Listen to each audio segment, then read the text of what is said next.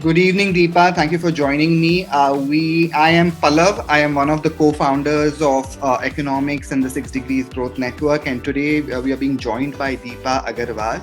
Deepa is a diversity and inclusion consultant and has started her career with being an adjunct faculty at the Tata Institute of Social Sciences, and then she's gone on to work in the corporate space in areas of training, and now today she comes with a great amount of experience in diversity and inclusion and offers consulting services to a lot of organizations in India about how to be more diverse, inclusive, and how to balance their talent pool. So welcome, Deepa, and Thank you. please tell us a little something about what you do apart from what I've already said. Okay.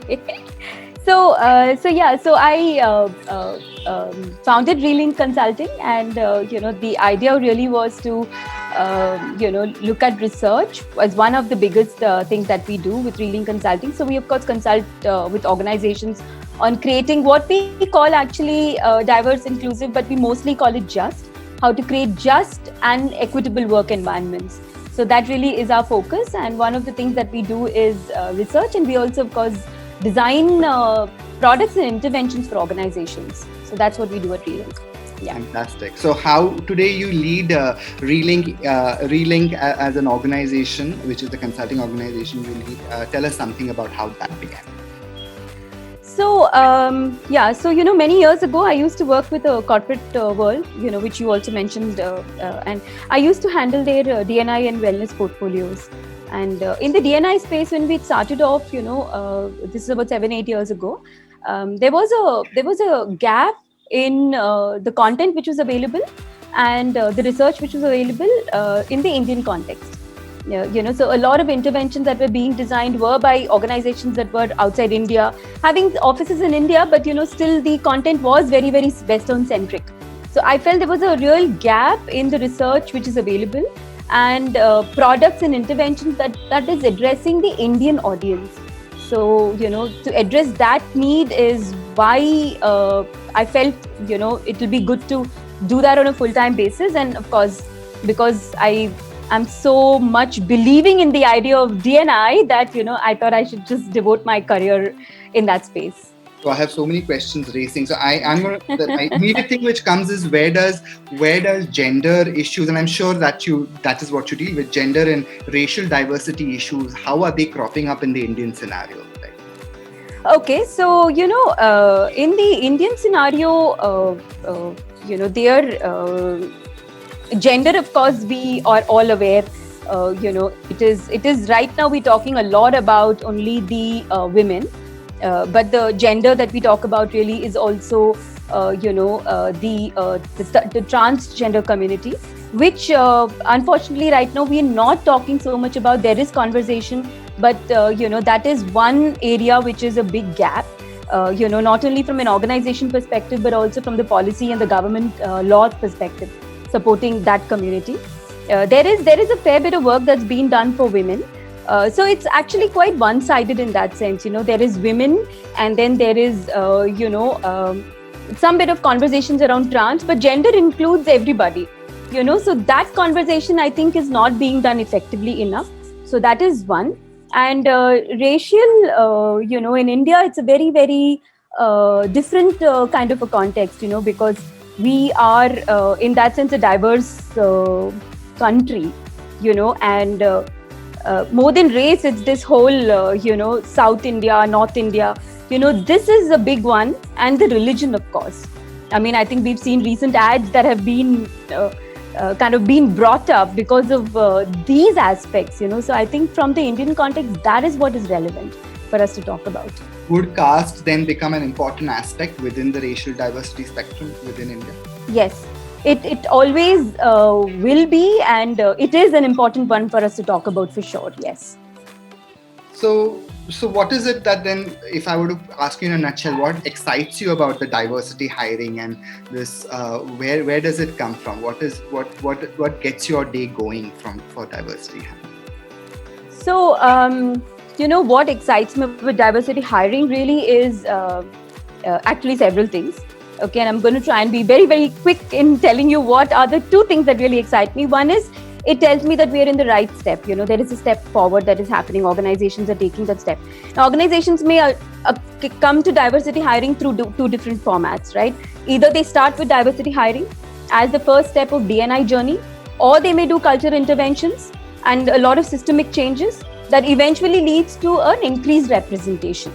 So either which of the routes you take, there is a step forward, there is a representation of an underrepresented group that's getting created. So I think that is a great, step. The only caution for the organizations to start with the diversity hiring is to ensure that they're creating sustainable careers, which is the gap which I think still exists. Sustainable careers is not what some organizations focus on, so that's important. The second thing that's exciting really is that, I'm extremely fond of saying just and equitable, which means that the environment is just. It is right for everybody. Nobody gets denied because of belonging to a certain community or a group. Yeah. But what also comes to me is, how do you deal with the ever-changing nuances within the whole diversity spectrum? I mean, just within the LGBTQIA movement itself, you see that, the whole nuances keep on changing, or as the narrative changes, even with the diversity space. And I'm curious to understand, how do you as a diversity and inclusion consultant deal with, or how do you keep up to date, and how do you move on? Because it has changed even in the last 5 years, things have moved. Yeah. So, I'll first address the diversity, the LGBTQ one first, the ever-changing nuances. Honestly, I'm an ally. And for an ally, it gets very confusing. One does understand that, the need to stick to a certain identity or call myself, that I belong to this particular identity only is not exactly right. So one does understand that, from that perspective. And the more and more people are going to come out, the more they'll want to be free. That is the whole idea of coming out, So one understands that completely. But the challenge really is, from an ally perspective, is that it is confusing. We sometimes don't know, what is what, So we just about in India starting to understand LGB, and T. And then there is Q, then there is plus, and, there are all of those things. So I think it's happening too fast, and so that challenge is going to be there. But there are two parts to it. One is that, an ally needs to take the responsibility of being proactive and educating. And I think there's enough and more information going around today to educate oneself, right? But also, from the community's perspective, I think it is equally important that the community is also understanding that it is not that easy for somebody who doesn't belong to just accept it 100% without any dilemmas. So I think a lot of sensitization and education is required. So would you say community and ally interface would be important, and there needs to be some transfer of knowledge or technical skills so that you understand terminology and the nuances better? Yes, correct. So in fact, we do a lot of work in the space of, understanding allies, dilemmas of allies.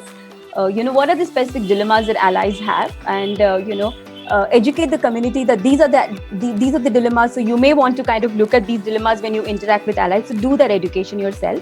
And also from the allies' perspective, to not wait for information to come to you. Take that proactive step. That's what being an ally really means. You used a very interesting term called belonging, and I want to understand, how do you define belonging, from an identity perspective or other? Yeah. So, belonging to me is I will lean on my philosophical studies, to define belonging. So belonging to me is being integrated and included into the whole, and there should be no separation at all between me and the system and me. So which means that if we have a common goal and a shared vision, then individual differences should be completely nullified, because we're all working towards the same thing, and once we experience that sense of shared purpose, that's when belonging to me comes alive. Okay, great. So if you were to, in your experience of things, if there were three organizations across the world whom you feel are on the right path in terms of diversity, inclusion, or are leaders, and probably uh, ideal organizations for the Indian corporate to follow, which would be those three and why? Okay, so the first one that comes to mind, of course, is IBM. I think they've been trendsetters. They've started the journey way back, and they're leading the way. They continue to lead the way. There is a lot of innovation that happens. So, a lot of case studies and, best practices that other organizations can lean into. The other one is actually a consulting organization, which is Catalyst. I think the sheer amount of research that they put out is beautiful, and it's fascinating because with this dynamic space that you also talked about, right? How does one keep themselves updated? When there's so much of nuances, there's so much of changes that is happening. I think Catalyst is addressing that. So that's why to me they are an organization that I definitely look up to. For the work, and one of them is very close to me because I work with them closely, which is General Mills. I work with the India Center, and the approach that the organization takes, I think, is phenomenal because it's very rooted in the context of India. So there is a global content, but that content is being very much rooted in the Indian context. And it is also being rooted in the actual lived experience of the community in that organization. That is inclusion to me. Understanding and then creating the right environment for people to get sustained in their careers. And if I were to ask about some of the books which have shaped your journey in terms of your diversity and inclusion, which would be a book or by a specific author that you would recommend? Okay, so this is a book I lean into. It's one of my favorites. It's a tough read. It takes time, but once you've kind of been able to do it, I think it just leaves you with a lot of data and content. It's a book called Managing Diversity by Michelle O. Barak. Michelle Moore Barak. And this book offers a conceptual framework and a theoretical framework, and really takes you through the model, through a model of levels of inclusion within the organization. So it's a great book to go to. A lot of research information is available. Yeah, so that's my go-to book. So, if Deepa were not a D&I consultant, what would be the other profession or vocation that you would have been? I don't have to think about this at all. I would definitely be a full-time writer, author. Okay. Let's hope that is yet a possibility, right? I mean, with this information that's coming your way right now, and we look forward to your book. Yes. And from an Indian context, that would be great with the kind of insights you are getting, on diversity and inclusion spectrum specific to India. So yes, I would just would like to end this 10 by 10 discussion with your message to the economics team, which is just launched, and and what would be your advice or message to us.